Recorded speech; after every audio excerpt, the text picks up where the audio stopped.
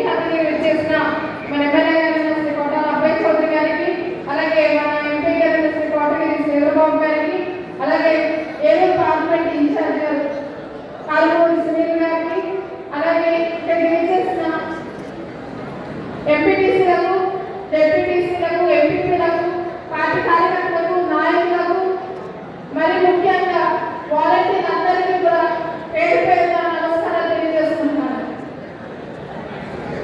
మన జగనన్న ప్రజా సంకల్ప యాత్రలో హామీలు ఇచ్చి ఆ హామీలన్నింటినీ కూడా మేనిఫెస్టో తయారు చేసి అవన్నీ కూడా అమలు చేయడానికి ఒక ప్రతిష్టమైనటువంటి ఒక సిస్టమ్ని తీసుకొచ్చి ఎంత చక్కగా అమలు చేశారు అంటే అది మీ అందరికీ తెలుసు. మీ అందరూ ఇప్పుడు ప్రజెంట్ చేస్తున్నారు. సచివాలయ వ్యవస్థ చాలా ముఖ్యమైన వ్యవస్థ, ఎక్కడ లేదు దేశంలో. అలాంటి వ్యవస్థ ఒక కొత్త సిస్టమ్ని ఇంట్రడ్యూస్ చేసి ఆ సిస్టమ్ ఎట్లా ఉంటుందనేది కూడా ఎవరికి తెలియదు. అప్పుడు ఇంట్రడ్యూస్ చేసి సచివాలయ స్టాఫ్ వాళ్ళకి అనుసంధానంగా వాలంటీర్ వ్యవస్థ కూడా తీసుకొచ్చి ఎంత చక్కగా మన మేనిఫెస్టోని ప్రజలందరికీ కూడా అంతేకాక ప్రతి పథకం కూడా ట్రాన్స్పరెంట్ గా ప్రతి ఒక్కరికి అందేలా చేసినందుకు జగన్మోహన్ రెడ్డి గారికి ప్రత్యేక ధన్యవాదాలు చేసుకోవాలి. నిజంగా వాలంటీర్ అందరికీ కూడా హ్యాట్స్ ఆఫ్ చెప్పాలి.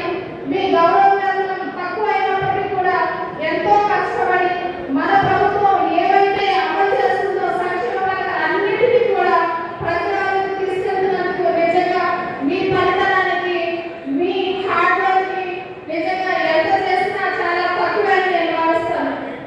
నిజంగా ఇట్లా మీకు మంచి కార్యక్రమం, చిన్న ఆర్థిక భరోసా, మీరు చేసే పనికి సేవ, రత్న సేవ, వజ్ర సేవ విద్య ద్వారా మీ అందరికీ అభినందనలు తెలియజేయడం చాలా మంచి విషయం.